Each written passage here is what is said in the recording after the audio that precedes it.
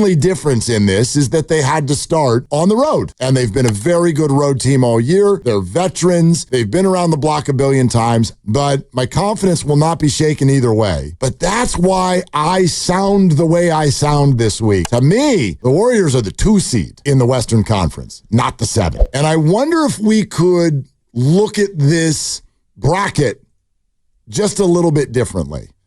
I want to throw something at you. And I'll let the audience know right now, I did not tell Dibs I was going to do this. So I want to throw something at you right now. It starts with a premise, though.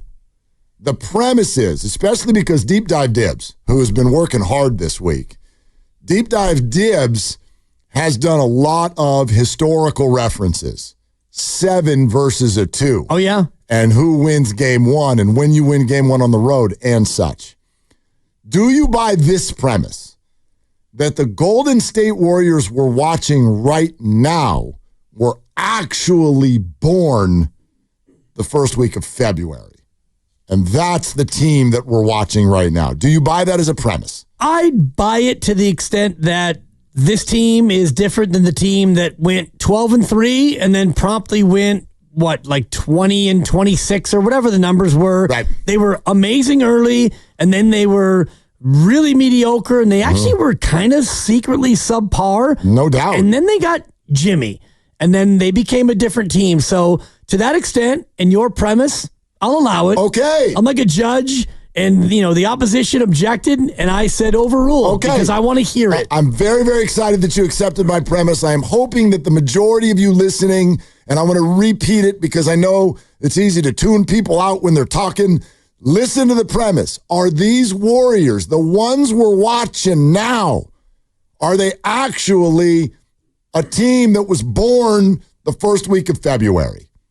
If your answer is yes, that's who they are now, because I believe that. So I believe things that happened in December don't matter that much. So we can go through all these matchups that the Warriors and the Rockets had this year. And even though the Warriors had some success against the Rockets early on, I don't think it's an accurate picture of what we're doing now. And this might help with why I am bordering on cocky when talking about this series. Dibs, I wonder if you might play a game based on my premise. And who cares if you're right or wrong, because these are all close and it's just for fun. Well, Grandy cares. Well, there'll be buzzers. But there will be. Hopefully a ding or two along the way. I would love to explore your and the listeners' perceptions about these 8 teams that are in the Western Conference playoffs and who they actually are right now. Would you like to guess, heading from 8-1, the seeding of the Western Conference playoffs if we just started when Jimmy started playing? So basically post All-Star break. Basically. Ish. But let's start the night that he played against the Chicago Bulls. The first half was ugly, and then here they came, and that's Jimmy Butler's Warriors era. From that moment, heading forward, what do you think the seeding of the Western Conference playoffs actually are? You want to give it a whirl? I'll give it a whirl. Let's give it a whirl. Let's go from 8 up until 1. Who do you think is the 8 seed? Remember the season, and this is regular season only, no playoff games, no play-in games. Just the records of the teams once Jimmy Butler started playing basketball. Who do you think is the 8 seed? I would guess Memphis because they were really good and they wound up as the 8 seed. So I think Memphis would be the 8. That is absolutely correct. In fact, Memphis has a losing record. Right. And losing record. And I remember we talked about this going into the play-in and how, Memphis was amazing and then they were, really kind of and then worse, and then they limped in and they're the 8. And I think I think you see it so far. Right. Right? They've been blown off of the map twice in Oklahoma City. Who do you think is the 7 seed? Here's where it gets tough because OKC is 68-14, but they were probably 50-5 at one point. So I don't think that they're the 7. I'm just going to go with Minnesota because I think that they were good but not great. I'm torn between Minnesota and Denver, but I'm going to say Minnesota. You're going to say Minnesota. Is the 7. Grandy, I'm sorry.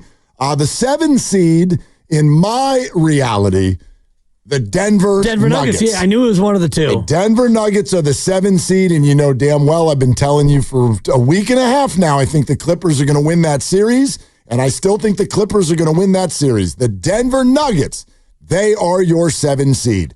Who do you think is the 6 seed? I'd go with Minnesota. Okay. I was torn between the two. All right, Grandy. The Los Angeles Lakers. Yeah, that's my other candidate. The Lakers are the 6 seed in my reality that doesn't actually exist. Right. The Los Angeles Lakers are your 6 seed. Would you like to take a gander at the 5 seed? I'm pot committed on the Timberwolves, sure so are. I'm going to stay with Minnesota. Grandy, I'm sorry. It Minnesota. is ready for this one now. Houston. The Houston Rockets. Yeah. That's the 5 seed. Who do you think? You know who I think is the 4 seed? Give it to me. Oh, yeah. Okay, finally. you got it. The Minnesota I was Timberwolves. so pot committed on Minnesota. That is your 4 seed. Yep. Who do you think is the 3 seed? Probably Oklahoma City. Grandy? No. It's the Clippers. It's the Los Angeles Clippers. I know the Warriors are 1, so Who do you think OKC would be the 2. Grandy? No, I'm sorry. Holy it is shnikes. the Golden State Warriors are the 2 seed. Close, though. What does that leave for you there? Who's the 1 seed, Dibs? I would have to say the Sacramento Kings, Okay. Mark. It's the Oklahoma. Oh! It's the Oklahoma City kept Thunder. going. Okay? So I want to repeat that What's for the you. record difference between OKC and the Warriors, if you have it? I do have it. Give me a moment. I know it's really, Give me a really moment. close because the Warriors were amazing. Yes. Here is the actual difference. The Oklahoma City Thunder 27-5. Okay. The Warriors at 23-8. 23-8. Oklahoma City 27-5. The 3rd seeded Clippers 22-9, just a game behind the Golden State Warriors. Even though they beat them on the last day of the regular season. All right. Now, the reason I love this list so much is because I actually think if you look at it, it's, while not perfect, it is a pretty accurate portrayal of what we've seen so far in the first 4 days of the NBA playoffs. I think it's pretty accurate. Who's been the best looking team? Oklahoma City. Who's next? Who's in the next best position? It's the Golden State Warriors. Yes, so far. Absolutely. Clippers would be the 3 seed. I agree. They grabbed home court away from the Denver Nuggets and almost won both games. Minnesota's the 4 seed. They dominated the Lakers in game 1. Obviously, the Lakers came back in the next game. Now, the Lakers down at 6, I probably think they look more like the 4 or the 5. And the Rockets at the 5 probably look more like the 6 or the 7. The Denver Nuggets, say it again, I think they're going to lose this series. They just fired their coach. And the Memphis Grizzlies are, they are the Where's Waldo of this bracket. He who does not belong. Which one of these is not like the other? Raise your hand. It's the Memphis Grizzlies. You don't belong here. And you're going to get absolutely unceremoniously knocked out of this thing 5 games max. And we kind of knew that, which is why we all thought that the win over Memphis was so big, and Steve Kerr said as much. Now, would the Warriors be doing this against OKC? I think that they'd be faring better. They might still be down 2-0. Oh, very possible. And they might have lost game 1 by 50 based on the short rest, but I do think game 2 would have been a different story, and Memphis is just not good enough, and they're not ready, so that just leads to what Steve had said, and you said it as well. It wasn't a must-win against Memphis, but it kind of was because, you know, you get Houston winnable, you're the favorite, and now you're up 1-0, or you get OKC, travel spot, short rest. They're really, really good with 68 wins, so if it wasn't a must-win, it was as damn close to one as you could possibly ask for. No doubt. So when we look at it maybe through this lens, because I believe that's who the Warriors are right now, maybe it helps people see I'm not looking at a 7 seed. I'm not watching a 7 seed. In my reality, the Warriors are the 2. They're the 2. And Houston is much closer to the 7. The only difference in this is that they had to start on the road. That's the only difference. And they've been a very good road team all year. They're veterans. They've been around the block a billion times. I don't think they're bothered by the road. I don't think they care. But my confidence will not be shaken either way. But that's why I sound the way I sound this week.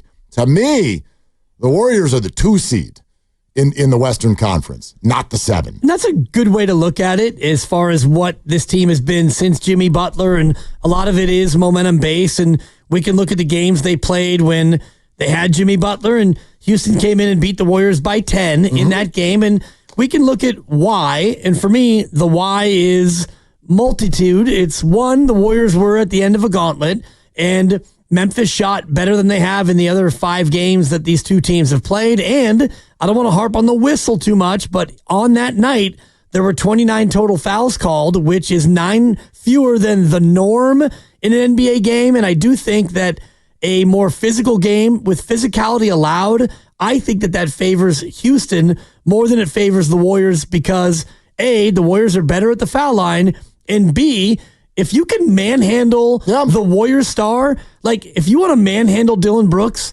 fine. Dylan Brooks loves to be manhandled, exactly. Right? And you can manhandle anybody, and Şengün is still going to get to the foul line. And if you are allowed to manhandle Steph Curry, you have a bigger advantage on the Warriors than the likewise. I buy what you're saying. I think it moves the needle in their direction. I don't know if it gives them the overall edge in the game, but it moves the needle in their direction. I'll buy it.